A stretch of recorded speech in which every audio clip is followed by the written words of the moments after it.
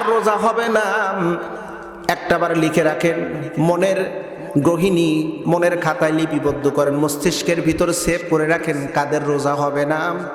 এক নাম্বার, যারা রোজা অবস্থায় কবিরা গুনাহ করবে। কবিরা গুনাহ, আল্লাহ যে গুনাহ নিষিদ্ধ করেছে ওই গুনাহ যারা করবে তাদের রোজা আল্লাহ কবুল করবে, এক নাম্বার। দ্বিতীয় নাম্বার হলো যারা গীবত করবে, রোজা রাখা অবস্থায় যারা গীবত করবে তাদের রোজা আল্লাহ কবুল করবে না। তিন নাম্বার, যারা রোজা রাখা অবস্থায় হিংসা করবে তাদের রোজা হবে না। চতুর্থ নাম্বার, যারা মিথ্যা কথা বলবে, যদিও মিথ্যা কথা কয়েকটা ক্ষেত্রে জায়েজ আছে, ওই কয়েকটা ক্ষেত্র ব্যতীত যদি মিথ্যা কথা বলে ওর রোজা আল্লাহ পাক কবুল করবেন না। পঞ্চম নাম্বার, যে ব্যক্তি কৃপণ আল্লাহ তার রোজা কবুল করবেন না। ষষ্ঠ নাম্বার, যেই মহিলা ঝগড়া করে, রোজা রাখা অবস্থায় যেই মহিলা ঝগড়া করবে, অশ্লীল ফাহিশা কথা বলবে, ওর রোজা আল্লাহ কবুল করবেন না।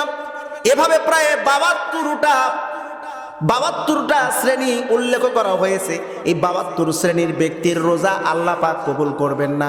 এই জন্য প্রিয় নবী বলেন, সুবে সাদিক থেকে শুরু করে সূর্য অস্ত পর্যন্ত খাবার দাবার খেলো না, কিন্তু তারপরেও তার রোজা আল্লাহর দপ্তরে কবুল হবে না, শুধু উপবাস থাকা হবে। আচ্ছা, আমরা যে নামাজ পড়ি, যদি নামাজ যদি কবুল না হয় এরকম সংবাদ যদি প্রতিনিয়ত যদি দেওয়া হতো তাহলে মনটা খারাপ হতো কি হতো না? একটু জবান খুলে বললে খুশি হব। মন খারাপ হতো না?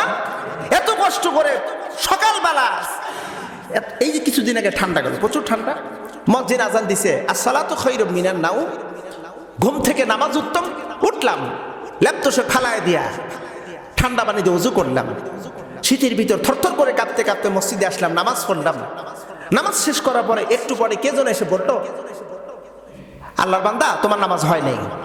তখন মনে হবে, আরে এত কষ্ট করে আসলাম, নামাজ পড়লাম, আবার নামাজ হলো না। কষ্ট তখন অনেক বেড়ে যাবে। একটু আগে যে কষ্ট হয়েছে তার চাইতে যখন শুনবো আমার নামাজ হয়নি তখন আর বেশি কষ্ট মনে হবে। এ প্রিয় বন্ধু, এত কষ্ট করে সারাটা দিন খাবার দাবার পানাহার এত কিছু পরিত্যক্ত করি, সারাটা দিন রোজা রাখলাম, সিয়াম সাধনা করলাম, ইফতারি করার পর শুনলাম রোজা হয় নাই, সব চাইতে কষ্ট হবে তখন।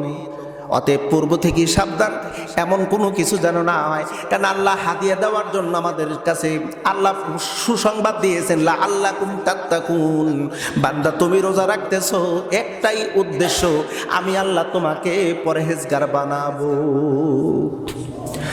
পরহেজগার তোমাকে বানাবো। এটা হলো আল্লাহর উদ্দেশ্য। এখন আল্লাহর উদ্দেশ্য আমাকে আপনাকে পরহেজগার বানায় জান্নাতে নিয়ে যাবে, কিন্তু আমরা দেখতেছি না, না আমি পরহেজগার হব না, বরং আমি জাহান্নামী হয়ে যাব।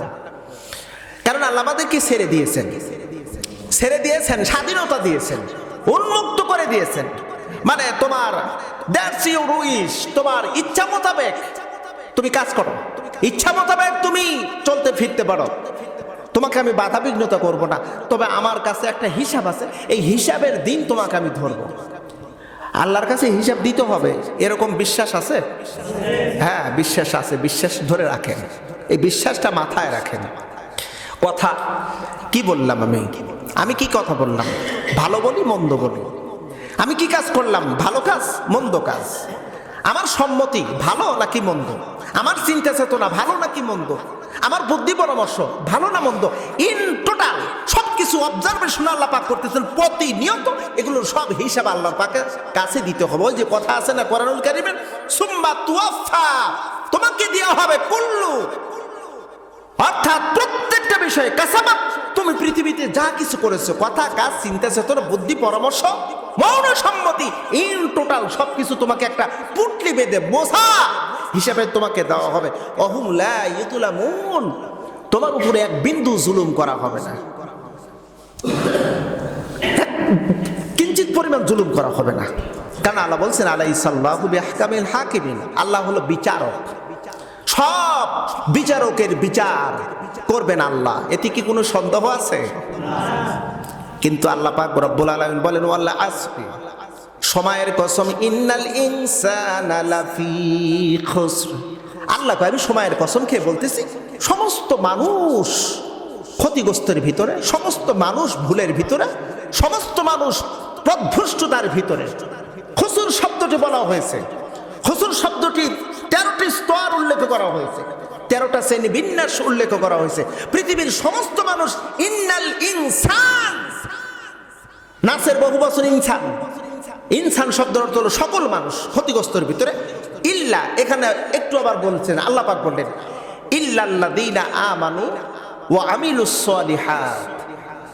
এক নাম্বার, যারা ঈমান এনেছে, বিশ্বাস করেছে, অগাধ বিশ্বাস, বিশ্বাসের কোনো ত্রুটি নাই, আর যারা ভালো ভালো কাজগুলো করেছে, এরা ব্যতীত। এরপরে বলা হয়েছে হক, হকের উপরে, এবং সবুর, ধৈর্য ধারণ যারা করেছে। এই 4 গ্রুপ ব্যতীত, 4 দল ব্যতীত, এই 4 শ্রেণীর মানুষ ব্যতীত সমস্ত মানুষ পথভ্রষ্টতার ভিতরে আছে। আমার আল্লাহর কথা জোরে সোরে বলতে হবে। কথাটা কার? প্রিয় বন্ধুরা,